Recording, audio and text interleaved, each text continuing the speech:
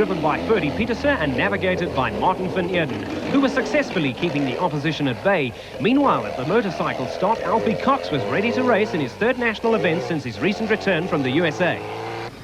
Yesterday was very, very fast, and today we believe it's going to be a little bit tighter as we get further out, but coming home again is going to be very fast again. So, you know, the guy with the fastest bike could pull it off today, and, you know, I'm worried about the 500s. You know, they just got so much more speed than our 250s. So if we can pull a gap before the last 100 kilometers home on our 250s, we could probably pull it off.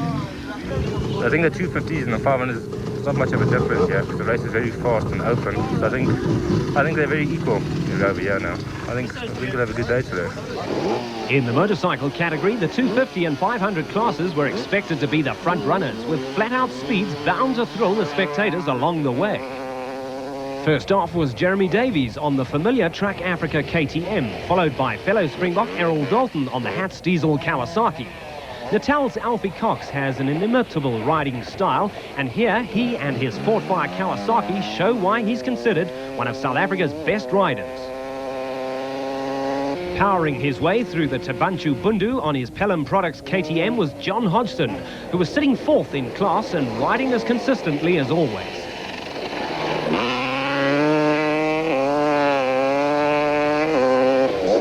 Young Bevan Berthold was the first privateer among the top 10 and maintaining his pace on the KTM.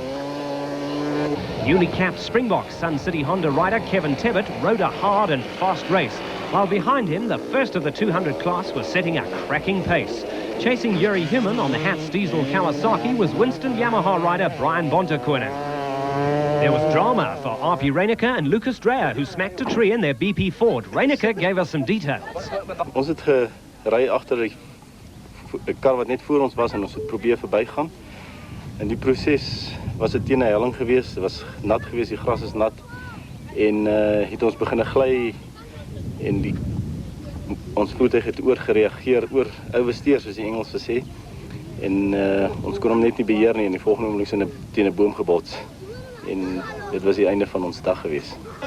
And drama too for Klaus Degener and Robin Yates, whose petrol cans had taken in rainwater and had unknowingly been emptied into the Chenowth tank. They put water in instead of petrol. Now this is a very silly thing to do, and we're not pleased with our service crew at all.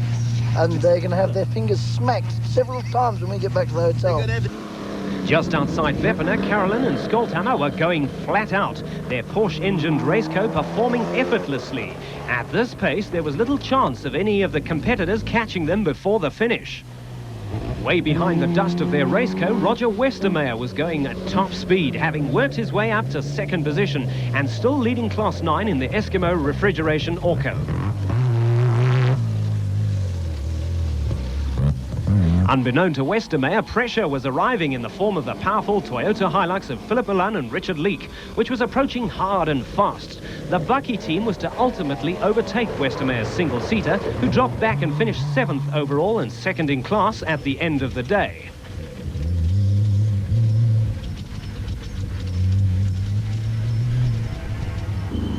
Lying fifth and going like the clappers were the Mateers in their Meyerton Toyota Raceco.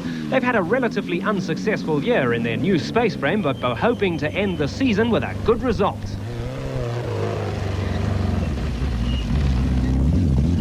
Second in Class 6 and 7th overall were Linton Draper, recently returned from racing in America, and Mike Pretorius in the Draper Excavator Hire Nissan Safari. Shaping well in the Rapsa Raceco were the Alberts brothers, Nardis and Paul. Nardis used to navigate for Robin Yates, but since buying the Raceco from his former driver, he's proved he's no slouch behind the steering wheel. For Greg Weevil and Warren Claassen, their race was to end before the finish when they broke the suspension of their Raceco Kojima. Back among the two-wheelers, Jeremy Davies was still in fine form as he rode into the first refuel point. Unfortunately, his luck didn't hold, and problems further on were to slow him down considerably. A rear puncture forced him to limp back to the service area to carry out repairs, waste valuable time and allow Alfie Cox to surge into the lead. Okay. No, I can't see, man. Put in the lens, it's too dark. I think Alfie had a problem. He's coming. No, but I think he had a problem. Okay. You go straight out, okay? Straight.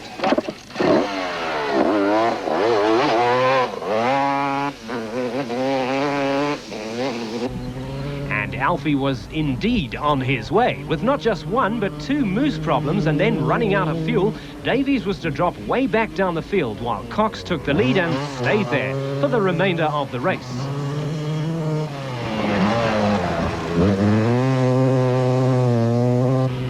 Giving him a run for his money was 500 rider Errol Dalton on the Hatz diesel Kawasaki. Bad luck befell Dalton, however, when he wrong slotted near the finish and finally came home 5th overall.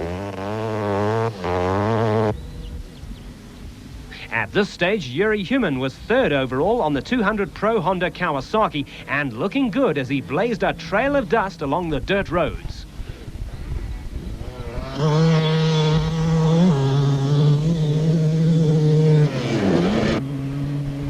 Barreling along at a good rate of knots on the Pelham Products KTM was John Hodgson, who didn't seem at all bothered by the dusty conditions which made visibility difficult at times.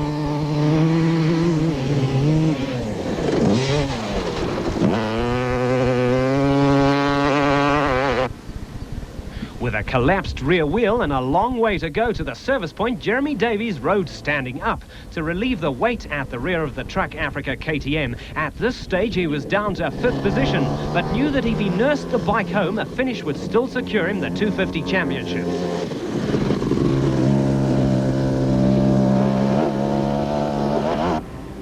Ever the showman, Winston Yamaha rider Brian BONTEKONING was going along in fine style.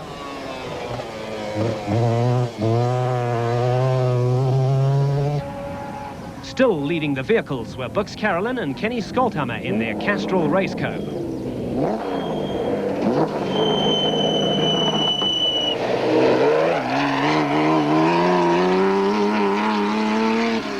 Lying second were Philip MALAN and Richard LEKE in the Toyota Hilux, applying pressure from the rear with the two Racecos of Arnold and Estelle Mathieu and Nardis and Paul Alberts.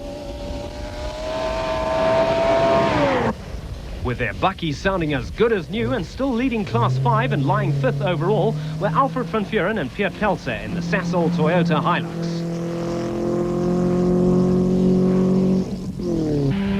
Restoring the honour and glory to Natal was Rob Gibson in his Sealcoat Chenowth, who after overtaking Roger Westermeyer went on to win Class 9 and take a well-deserved 6th overall.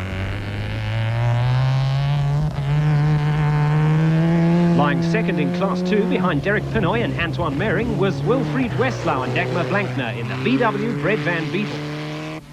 Making incredibly good time was Harry Roscoe in the Protea playing card Raceco. Due to wrong slotting the day before, Roscoe had started the second section half an hour behind the leaders. His troubles weren't over yet, though, and later he was plagued by engine misfires. Putting in a good show in Class 6 were Cliff Barker and Mike Redden in their SVM, who are lying 3rd in class.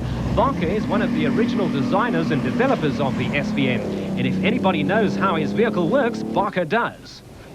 Off-road stalwarts Jackie Weldon and Andy Peaceful, who are lying second in Class 5, have had a consistent season in their new Comnitech Isuzu, a vehicle much faster and reliable than their original Class 10 Space Freight.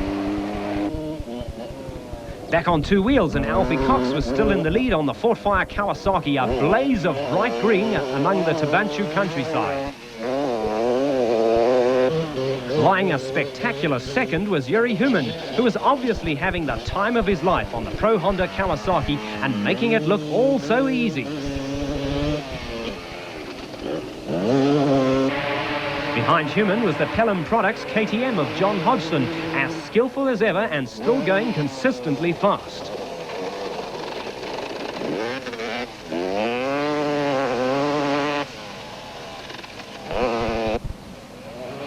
Brian BONTEKONING, who was to finish 6th overall in the 200 championship class, wasn't that slow either. He was hanging on the cable with the throttle wide open and at this stage lying 4th overall.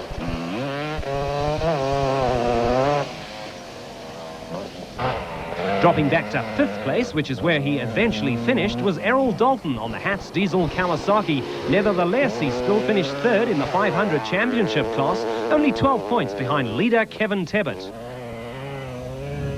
Graham McLaughlin on the Lesotho Office Equipment Kawasaki rode home to take 6th overall and 3rd in class. In the championship stakes, he finished 4th in the 200 category. Another win plus the championship title for Carolyn and Skolthammer. That was the way to go out. If you're going to go out, go out in glory. They know that we've given them a carrot once and for all. That's it. We enjoyed the race. It was very fast. If it had been wet, it would have been something else. But seeing it was so dry, it was quick. But it was. Kenny and I enjoyed ourselves. We had fun. Nobody could catch us today. 37 vehicles finished the event, 20 of which were space frames, 12 buckies and the rest buggies. Alfie Cox won the motorcycle category on his 4th fire Kawasaki, his 2nd national win since his return home a few months ago. This morning Jeremy and I were going together, and I had to stop and repair my side cover on my bike. I lost almost 3 minutes on him. So I came back to 2 minutes again, and just after the service point for the first time, Jeremy got a puncture in the rear wheel.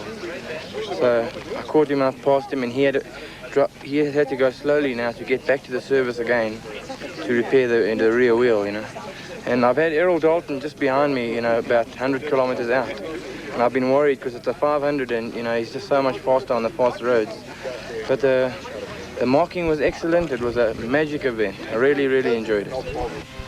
A total of 33 motorcycles finished this very quick race, the 200 class seeming to dominate the leading entries. Everyone agreed it was a great event with which to end the season.